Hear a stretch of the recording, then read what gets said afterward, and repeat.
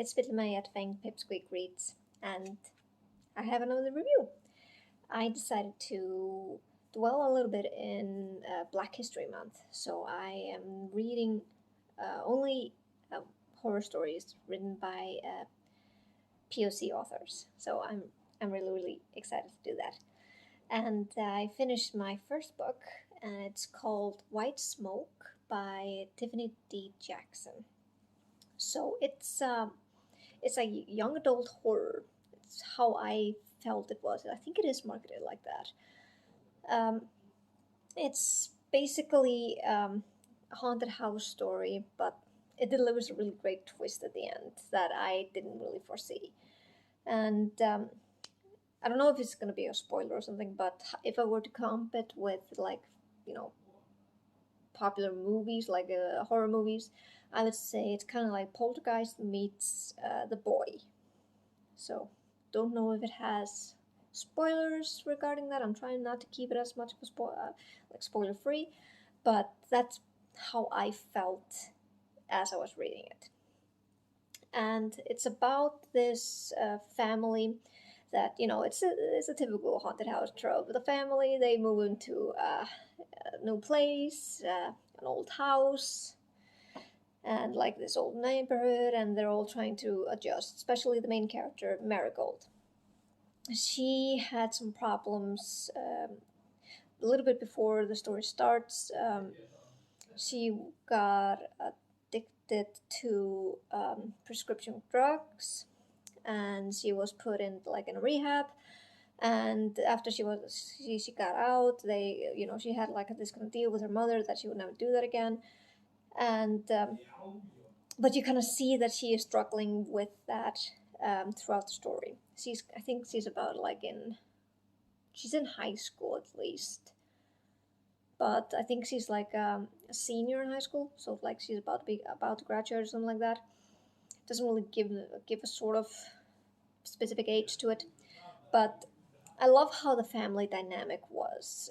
You had Marigold, and then you had her brother Sammy, and I loved their relationship. It was really great. It was just the kind of sibling relationship that you love, and you're rooting for. And then you got their mother. I can't remember her name. Well, um, damn, can't remember her name. Oh, wasn't that important at least. I mean, she wasn't that important to the story. I mean, it's usually about Marigold.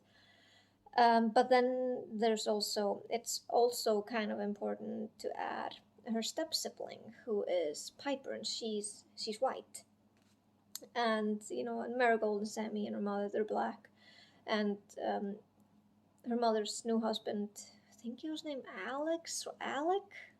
It's hard to. I listened to the audiobook, and sometimes I didn't really catch whether he said Alex or Alec. But yeah, and they're married, and he has a daughter from a previous relationship, and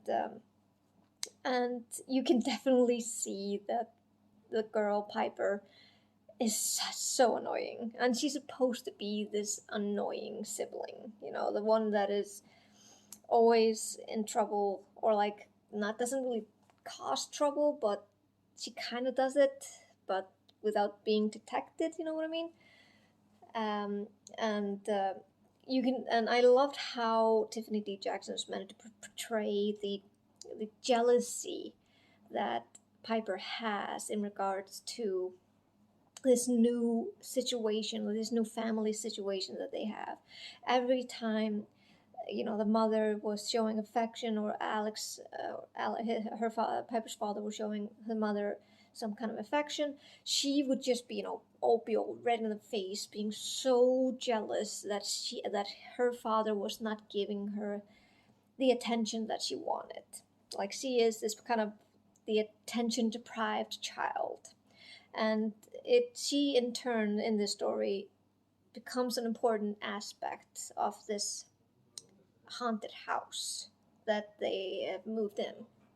Like, she is the only one who really knows what's happening, but she's not, because she has the upper hand, she's not willing to divulge that information. and I really love that. Marigold also, she suffers from like a phobia of bed bugs, and it was interesting because when you have this kind of phobias, you do kind of obsess about them, and it really shows in the writing that every time she started thinking about bed bugs, she would always come up with facts about bed bugs, and I really didn't want to know anything about it. It was just creepy. Glad that we don't have that much of those here in Iceland. I'm not sure though, but yeah, ugh. Just how she describes how that they come through and nook and cranny. It was like, well, no, thank you. No, thank you. But she also suffers from panic attacks, and that was something that I definitely related to because I have had my shares of panic attacks, and the way she wrote it, the way Tiffany D Jackson wrote it, was really really good. And at one point, like I said, I was listening to the audiobook. At one point during one of those panic attacks, I had to stop because it was getting a little bit too relatable. It's almost like I was reliving it as well. But that's a point of really good writing.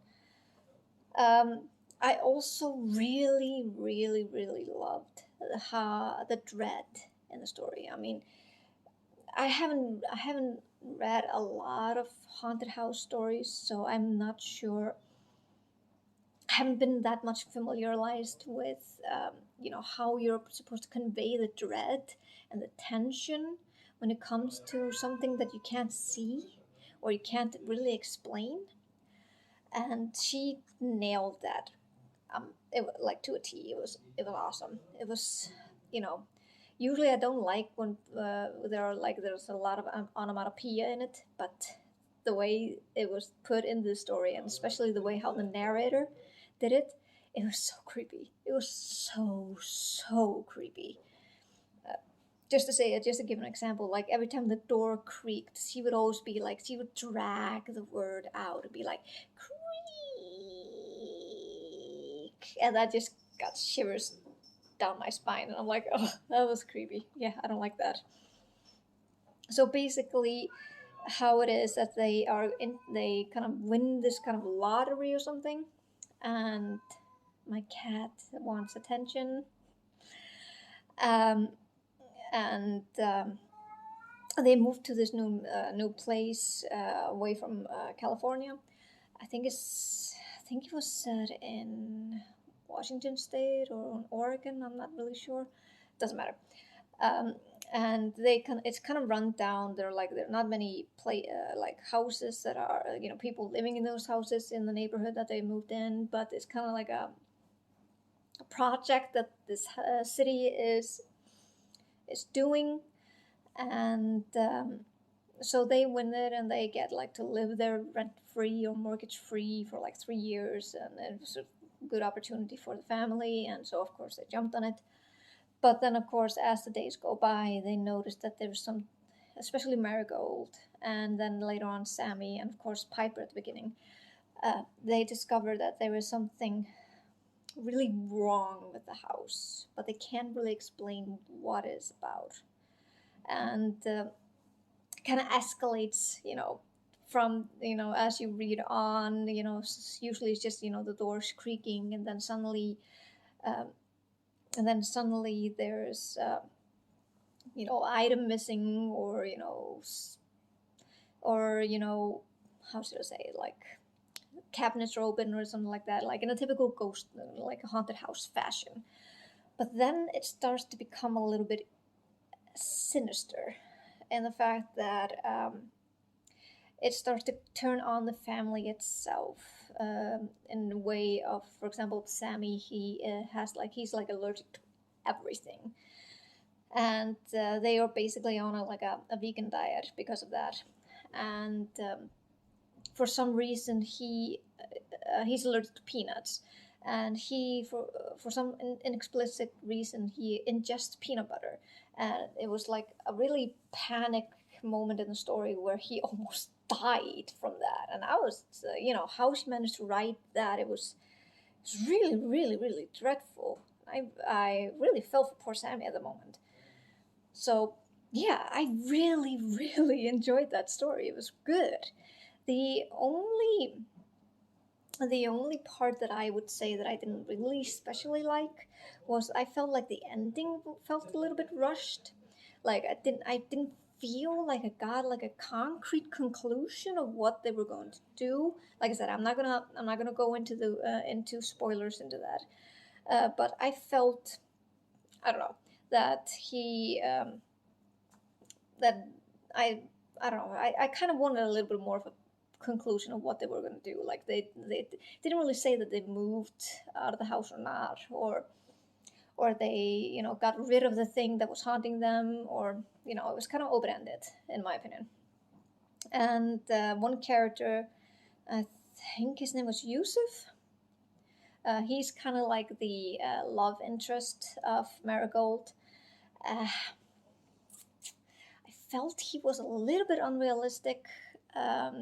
He is kind of like the heartthrob of the school, or like in the city. Every girl is basically after him, and he, hasn't been with any girls or anything like that, even though he's like one of the coolest persons in the school, and basically how he's depicted. Like he's not a douchebag. He's not depicted as a douchebag or sleazebag or anything like that. He's like a really good person, but still, maybe it's because I've been like too engrossed, or like I've been too brainwashed from these kind of movies or anything or something like that, that I felt him that this felt unrealistic, that he hadn't been with any girl or anything like that. But I mean, I know there are boys that are like that, of course, but it's like, I don't know. It should have been like a fresh breath, like a fresh take on that. But I don't know. It just felt unrealistic to me. Maybe I just need to read a little bit more about that. I mean, that's on me. That's just my opinion, at least. That was basically the. No, there was one thing. There was like this kind of side story of the city council that really, kind of bothered me as well. Kind of felt like it was a side story, or like a side plot shoved into the main plot of the haunted house. Didn't feel like there was much connection to it, or like there were too many loose ends, and she didn't know how to tie them all together. I felt that was a little bit of a, like, that she was trying to make it like it was a kind of a mystery to it, but it kind of fell short in my opinion. But like I said, it's just my opinion. Other than that, the book was great. So I gave it 4.5 out of 5 stars. It was really that great, and I highly encourage you guys to take a look at this story. And I especially encourage you guys, since it's February, it's Black History Month, and I definitely encourage you guys to read more stories by people of color. It's because they have so many interesting and great stories. I'm gonna take a look at a couple of more this month. Hopefully, I can whip out a little bit, at least one or two more reviews for the end of February. But yeah, I think this is kind of like a short, nice review. Trying not to drag it on a little bit too much. But yeah, it was really good. I definitely recommend it. So read White Smoke by Tiffany D Jackson. And this has been Midlemay at Fangs Pig Squeak Reads, and I encourage you all to read more horror. Bye.